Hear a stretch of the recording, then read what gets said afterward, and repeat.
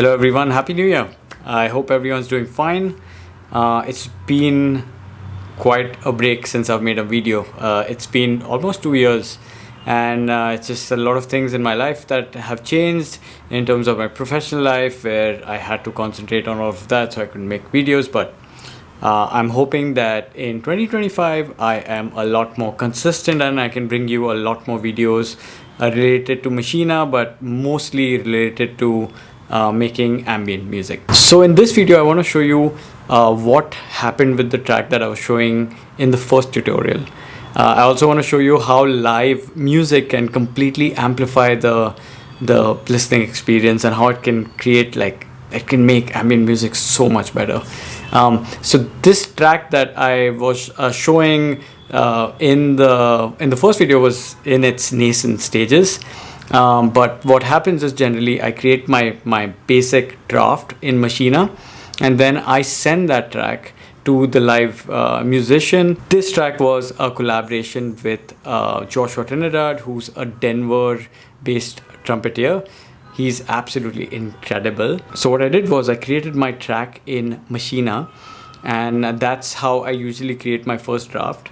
Then I send that draft over by recording it live. He goes through it, and if he likes it, he records trumpet over it. Once I get the track back from him and we're sort of ready to sort of work on the entire track, I actually use Logic Pro to sort of layer my sounds and use it as a proper DAW, mixing it, mastering it. Let's look at my project in Logic, and we can probably look at how I've layered the sounds, so maybe what EQ I did on some of the instruments, and also maybe some of the effects that I've used on the trumpet as well as on my synthesizers. So what I wanted to show you is the project file of that track. And I mean, a lot of people will tell you that you need to layer like multiple tracks to make it sound richer. But I don't think that's always the truth. Of course, sometimes you do need things like that, but in this particular track, I want you to see how simple the project is. But I personally think that the track still sounds really good. So I'm going to first make you listen to each track. So let's start with this pad, okay? And this is probably the track that you'd heard a lot in the first video.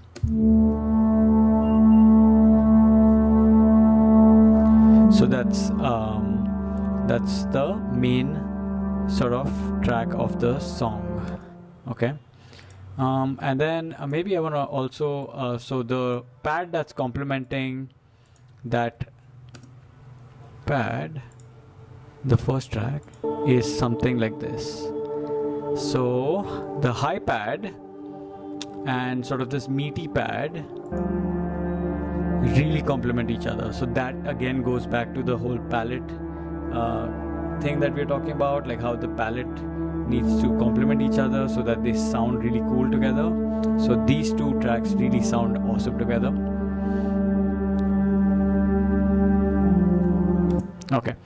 And then let's listen to the beautiful work that Joshua did in this track. This is the trumpet. And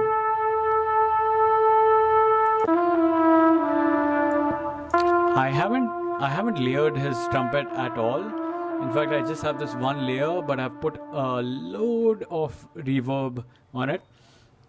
I think it just sounds amazing with this track, so I didn't need to do anything more with it. I EQ'd it and I put some reverb on it, and that's about it. But this sounds really cool with this, okay? So check this out.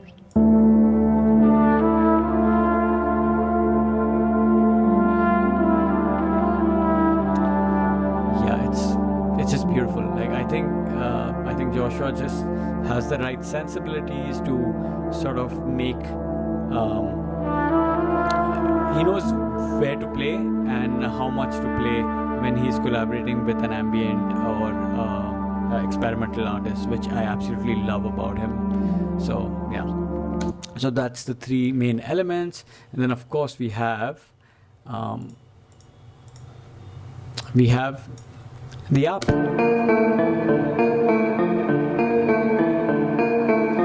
And that, along with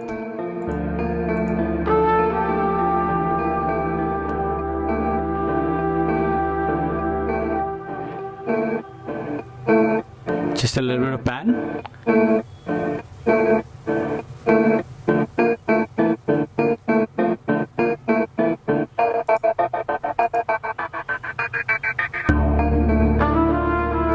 Bass kicks in, another ARP sort of is playing in the background here, and this just makes it a solid ambient track.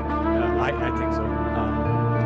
I don't want to beat my own trumpet, but I truly believe in this track, and it sounds just beautiful. So it's called Rise Up. It's the first song of our album Resurgence that released in August of 2024.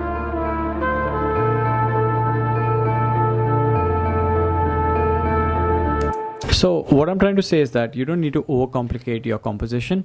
If you have a few tracks that sound really awesome together, and of course you have a live musician or a live instrumentalist that can complement